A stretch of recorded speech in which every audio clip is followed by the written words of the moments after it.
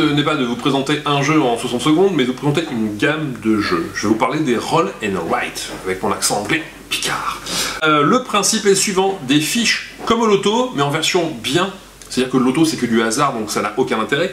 Là, l'intérêt, c'est que vous allez réfléchir à où vous allez mettre les choses. Dans la plupart des gammes de jeux, on va équiper de dés, on va les lancer en fonction des combinaisons, on va les prendre, se les partager, etc. Et chacun noter sur son petit bloc.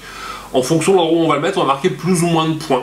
Dans la série Welcome, il remplace les dés intelligemment par des cartes. Ça rajoute encore plus de piquant. Mais on est exactement sur le même esprit de jeu, un jeu d'optimisation. On a tous accès à la même chose, on va simplement essayer de faire mieux que les autres avec le même résultat. Et donc, en dehors de Welcome, vous avez Doodle Island, aux éditions Superlutte, qui est sorti il n'y a pas très longtemps, très futé, qui a été nominé pour le Spiel des CRE, et puis la collection des Penny Papers, distribuée par Atalia. Les Roll and Write. Vous pouvez y jouer seul, vous pouvez jouer à plusieurs, vous pouvez jouer à autant que vous voulez, un papier, un crayon, et c'est bon, vous partez. C'est vraiment très bien, même quand on n'est pas seul. Jouez-y.